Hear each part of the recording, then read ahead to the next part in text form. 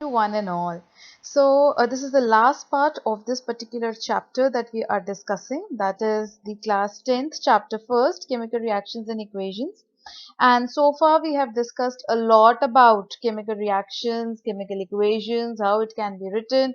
We have also talked about how the formulas of the compounds can be written, and how the tricks also I have told you how you can memorize the first 20 elements of the periodic table. We have also discussed so far about the four major types of a chemical reaction, that is combination reaction, decomposition reaction, displacement reaction and double displacement. What we are going to do is we will do the last type of a chemical reaction. We'll be discussing about the last type of a chemical reaction, and that is oxidation reduction reactions. So we'll be discussing about what are oxidation reactions and what are reduction reactions with the examples. And this also topic is very important because a lot many times it is asked in the Olympiads and in your CBSE examinations that which species getting oxidized, which species getting reduced, whether this kind of a reaction is an oxidation type of a reaction or not. So all such things we are going to deal in the further slides. Then we will also discuss about the effect of oxidation reactions in our everyday life. And the first effect that we will discuss will be the corrosion effect. What is corrosion? And then we are going to discuss about something more about rancidity.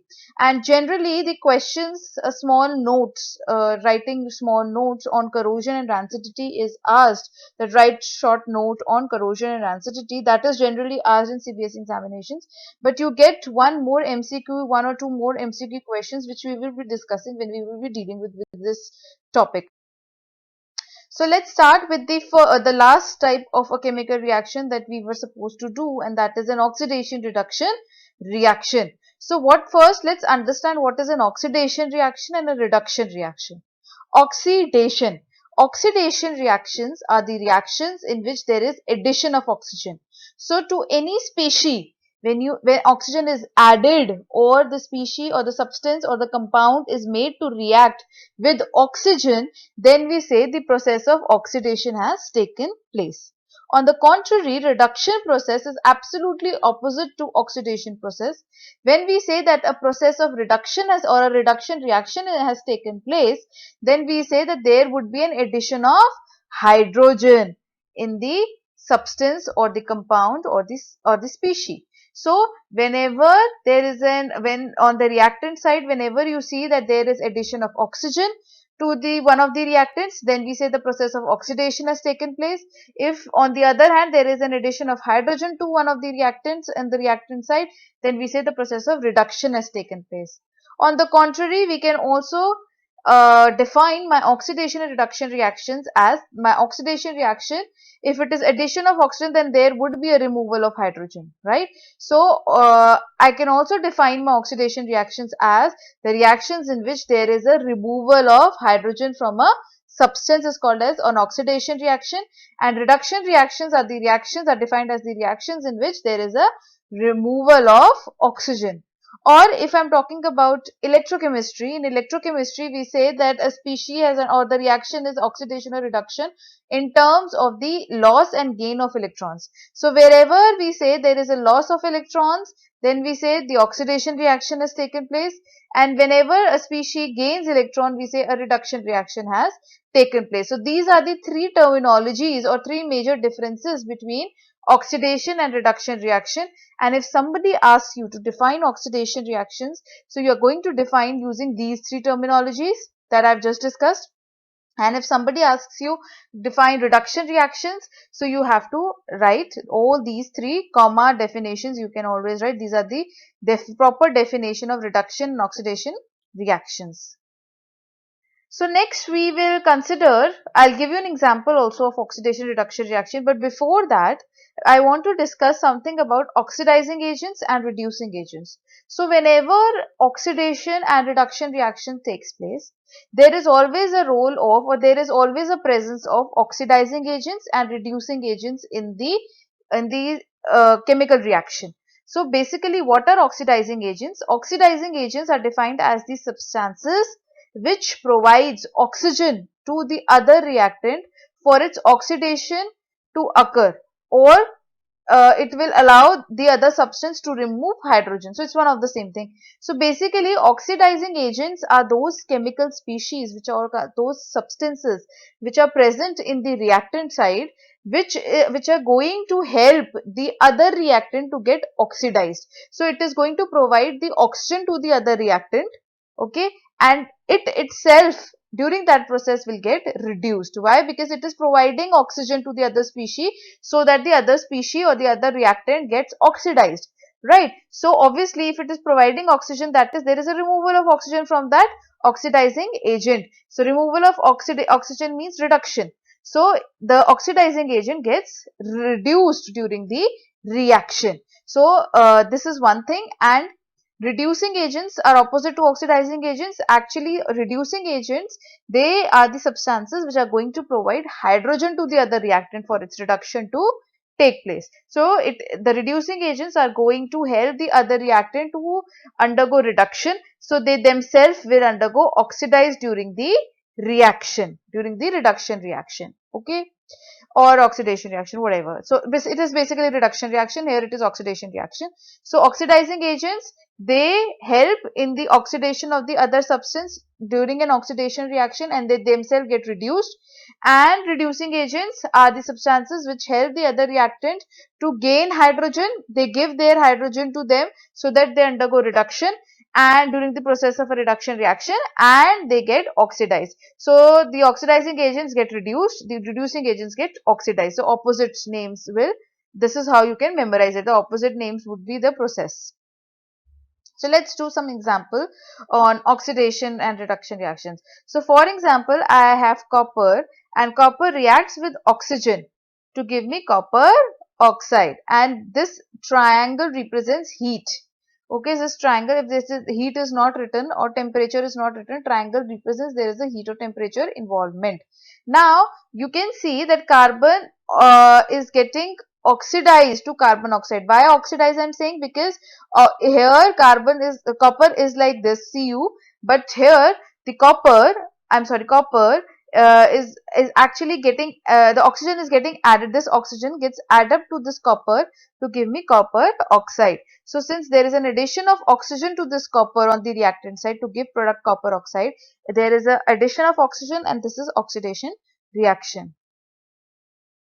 Similarly, here I can say that this is a very good example of wherein the oxidation and reduction both are taking place. What I am trying to tell you now, here copper oxide actually reacts with hydrogen to give me copper metal and water. Now can you see here, copper is in the copper oxide form, but it is changing to copper. There is a removal of oxygen, right? Starting from copper oxide to copper, there is a removal of oxygen in copper. So removal of oxygen means that it is a reduction reaction, right? So copper oxide is getting reduced to copper. Also, you can see your hydrogen is actually gaining oxygen, right? So there is an addition of oxygen to this hydrogen, and it is forming water. So since there is addition of oxygen to H2, the hydrogen is getting oxidized. So it is always the reactants that get either oxidized or reduced depending upon what products they are giving. Okay, it is not the products. Please remember, the products are not getting oxidized or reduced because the reaction is in the forward direction. It is not in the backward direction. So the products do not undergo oxidation reduction. It is the reactants that undergo oxidation and reduction reactions depending upon what kind of a product they are giving. Okay. So this you had just seen that in the previous example, both oxidation and reduction reactions are occurring simultaneously in the single reaction, right? So therefore, we say such reactions as, or we call such reactions as redox reactions. So basically redox reactions are the reactions in which oxidation and reduction reactions occur simultaneously in a single reaction. In a single reaction, oxidation and reduction reaction occur simultaneously. For example, I give you another example. This is example we have just discussed.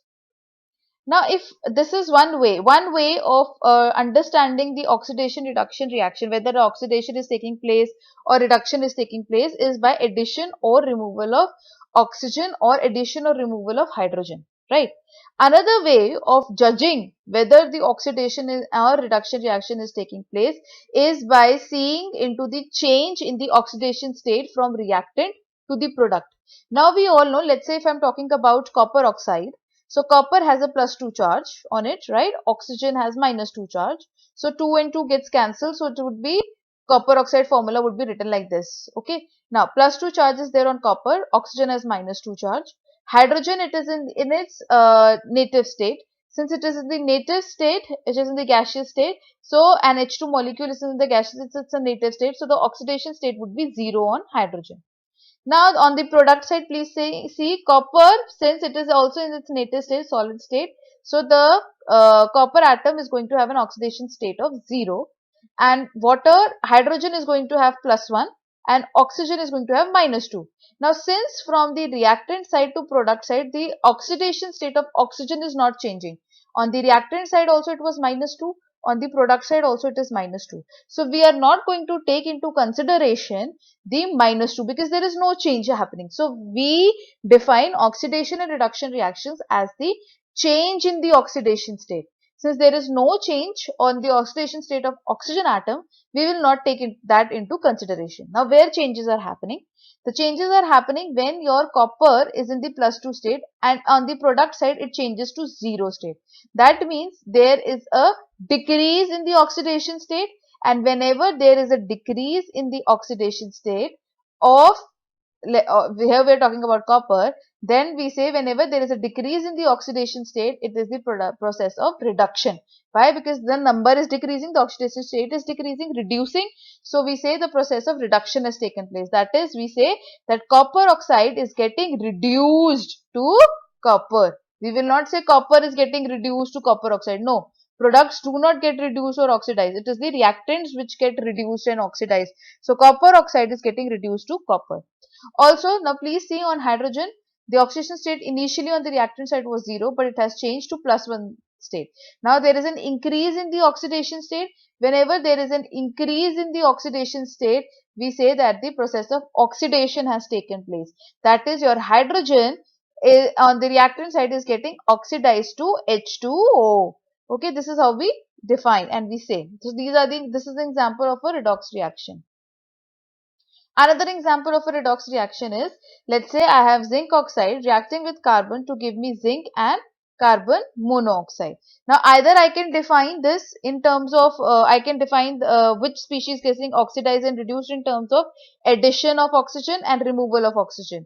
Okay, so if I talk about addition of oxygen and removal of oxygen, I can simply say that here the zinc oxide is getting reduced to zinc because oxygen is getting removed, right? And on carbon, the addition of oxygen, that oxygen that is being given out by the zinc is taken up by the carbon. So there is an addition of oxygen into the carbon. So carbon is getting oxidized to carbon monoxide. This is one way of telling which species is getting oxidized and which species is getting reduced. The other way is oxidation state. Simple. So the oxidation state of zinc is +2. O is -2, carbon, it's in the native state 0, zinc also native state 0, carbon +2 oxidation state, O -2. So there is no change in the oxidation state of oxygen on reactant and product side. So we are not going to consider that. We will consider the rest of the oxidation states.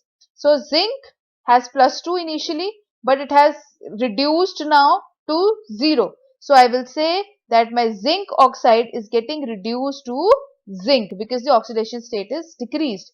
While on the carbon, initially carbon was in the 0 oxidation state, it has changed to +2 oxidation state, and since the +2 oxidation state it has come up, so therefore there is an increase in the number, and I say that the carbon is getting oxidized to carbon monoxide. So either which ways you can actually tell that which species is getting oxidized and which species is getting reduced. And if you do not remember what is the oxidation state, which will come after the practice only, but if you still do not remember that what is oxidation state, please just see to the chemical formula. When you see to the chemical formula, you will get to know that okay, my oxide is in the -2 state, so my zinc will be in +2 state only. That is why I am good. This is the only way when I do the crisscross of the numeric values, and when I cancel 2's and 2's, because whatever gets cancelled is always cancelled. So 2 and 2 gets cancelled, so I will just have zinc oxide as the formula. So that is how you can get to know what is the oxidation state on each of the atom. Next, another example I just want to tell you is, this is also given in your book, NCERT book, this example. Here MnO2 reacts with HCl to give me MnCl2, H2O and Cl2. So what you are going to do, it was asked that which species getting oxidized, which species getting reduced. And what you have to do in this, you just have to see that you have to put the oxidation states of each of the atom on the reactant side and product side, and you have to see where the oxidation states are changing. Wherever the oxidation states are changing, either that oxidation state would be increasing or it would be decreasing. If it's increasing, it's the process of oxidation. If it's decreasing, it's a process of reduction. So for example, MnO2, Mn is going to have a +4 oxidation state, and O will have -2. That is fixed. O has -2 oxidation state. Okay. And then only when you crisscross the numeric values, so 2 will come beneath manganese, 4 will come beneath oxygen, and 2 and when you divide 2 divided by 4, this is 1:2, that means MnO2 formula will come up. That is why Mn is going to have +4 oxidation state, O will have -2 oxidation state. So that is why I am telling you, please practice how to, you can write the chemical formulas using crisscross method of charges. Then HCl, H has +1, Cl has -1, Mn has +2 oxidation state, Cl has -1 oxidation state. Hydrogen atom has +1 oxidation state, oxygen atom has -2 oxidation state, and chlorine is in the native state, I will have 0 oxidation state. Now please see that your manganese is +4, has +4 oxidation state, it is changing to +2 oxidation state, that is getting reduced. So I can say that my MnO2 is getting reduced to MnCl2 because the oxidation state is changing from +4 to +2. Okay, now if I'm talking about HCl, let's come to HCl now. I have to see that obviously if one species, this species getting reduced, the other species will get oxidized. But you can see that Cl is there in two ways, or in two product side. One in MnCl2 and other in Cl2. So there are two Cls. Now HCl will get, obviously it will get oxidized because MnO2 was getting reduced. So the other species will have to get oxidized, right? So the other species will get oxidized to what? What product it will give? The product that it is going to give will be dependent upon again the change in state of your H and Cl. Now please see, if see in MnCl2 the Cl there the change is -1 to -1. There is no change. Okay, chloride Cl does not have any change in the oxidation state. So obviously HCl is not getting oxidized to MnCl2. That's cancelled. Second, come on to this. Hydrogen atom has +1 oxidation state here, and it has +1 oxidation state here.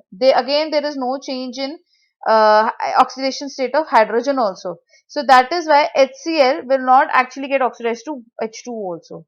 It will get oxidized to Cl2. Why? Because here Cl, at least anyone's oxidation state should be different now. So yes, here Cl initially had -1 oxidation state, but it changed to Cl2 with 0 oxidation state. So the oxidation state has increased from -1 to 0, and therefore HCl gets oxidized to Cl2. So this is how you are going to answer your question, and this is a very important question that comes in a lot of Olympiads as well. Now let's come to the last topic of this particular chapter, and this last topic is a very important topic again. It discusses about the effect of oxidation reaction. Please remember, only oxidation reaction in everyday life.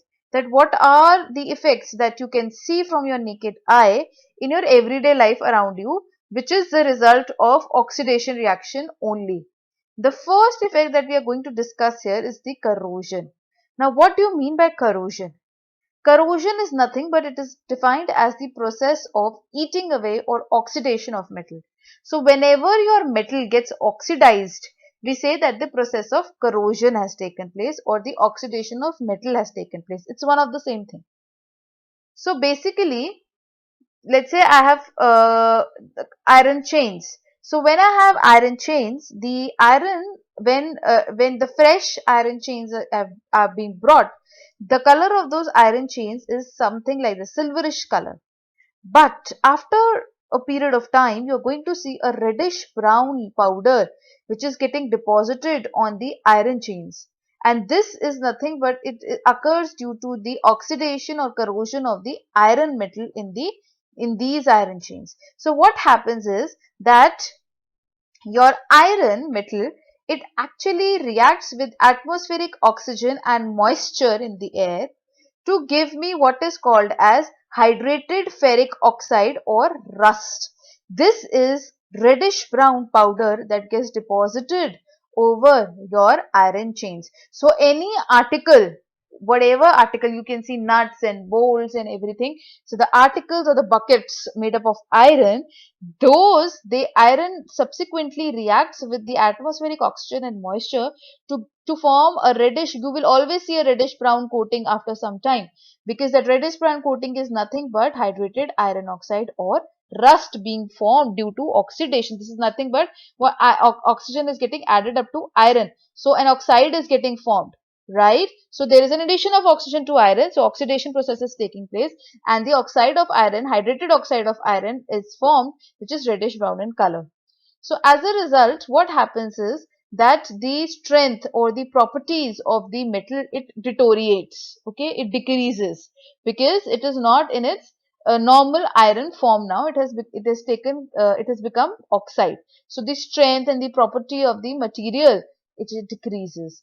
Also, you see in your in your homes, if you have silver articles, after some time the silver articles also they turn black in color, and the blackish coating is because of, again, there is a reaction of the silver metal in that article. The silver metal reacts with atmospheric oxygen and acids and moisture to give me black coating. So the black coating is formed on the iron, on the silver articles as well, due to the oxidation or corrosion of silver metal. Also, you must have seen Statue of Liberty, or you've seen the pictures if you've not visited. So Statue of Liberty, when it came to US, United States of America, this was not green in color. It was brown in color because copper is brown, right? So it was brown in color. But later on, what happened after years, the copper in the Statue of Liberty, of which the Statue of Liberty is made of, that copper actually had reacted with the atmospheric oxygen and moisture and the turned into a green coating of copper carbonate. And what you see today is that green, that's the epic of United States of America. So that that epic Statue of Liberty is green. It's pretty green. This is because this is nothing but due to the oxidation or the corrosion of copper metal to form the green layer of copper carbonate. Why? Because the copper has reacted with oxygen and moisture over the period of time. So this is all are the examples that you see around you, which has occurred due to oxidation of the metal or the corrosion of the metal substances. So the factors that affect corrosion, or the factors that are needed for corrosion to take place, is you need moisture, you need acids, and you need oxygen. Then only or either of the two or one or anything, there should be a supply of oxygen to the metal. Then only the metal is going to combine with oxygen to form oxides, and therefore the corrosion or oxidation of the metal will take place. So these are the three factors that is predominantly. So what are the limitations of corrosion? I just discussed that obviously corrosion weakens the strength and the properties of the metal, and therefore as a result of it causes huge damage to car bodies, parts and bridges and ships, etc. It also causes huge financial losses, because obviously if a car body or a bridge, it falls down because of corrosion of the metal, so a large financial losses or huge financial losses would be there, and a large amount of countries' wealth is actually spent in inhibiting the process of corrosion. Okay. Now, this is another very important question in NCERT, that how you can prevent corrosion. You can prevent corrosion by various methods, but one of the method is by applying paints to the articles. So basically, when you apply paint to your articles which are made up of metal, then what is going to happen? The paint is going to act as a barrier between the metal, underneath metal, and the atmospheric oxygen, moisture or acids. So as a result of it, your article will remain safe, because the paint will not allow the underneath metal to react with the atmospheric oxygen, moisture or acids. So the corrosion will not take place because there is no oxidation reaction taking place, and your articles will remain as such. The next effect that I would like to discuss here is rancidity. Rancidity is another effect of oxidation reaction that you see around you. So rancidity is nothing but it is defined as the oxidation of food which contains fats and oils. So the food articles, they generally by far contains fats and oils, and these fats and oils, they actually react with atmospheric oxygen and get oxidized. And since they get oxidized, we say that they have undergone a process of rancidity.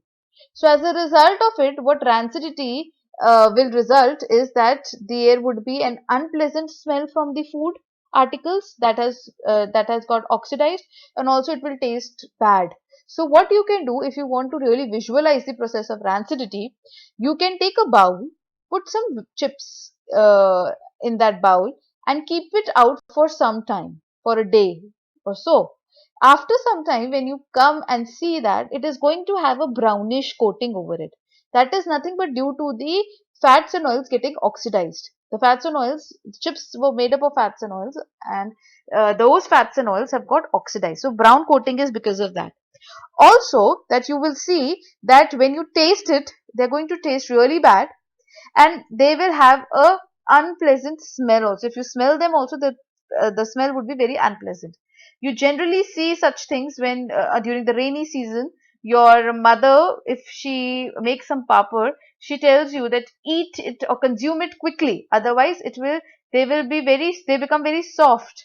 Okay, and this is the reason why the fats and the oils actually have actually they've reacted with atmospheric oxygen and moisture, and they taste bad, they smell bad, they become rancid.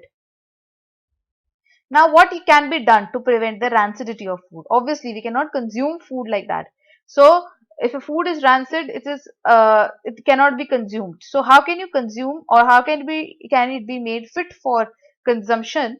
The first thing that you can do is you can use antioxidants. So, antioxidants, what are antioxidants? Antioxidants are the substances which, when added to the food articles or foods, they prevent the process of oxidation to take place. Okay, so that is why there is no oxidation of the food, then the food will not become rancid. So you can use certain antioxidants, like you can green tea leaves or anything of that sort. You can just add one or two seeds or leaves of green tea and into your food item, and they will not allow the oxygen to actually enter or react with the food articles, and that is why oxidation of the food will not take place. Another way to prevent rancidity is you keep your food in the airtight container. So when you keep your food in the airtight containers, there will not be incoming oxygen inside the container, and there would be no oxidation of the food.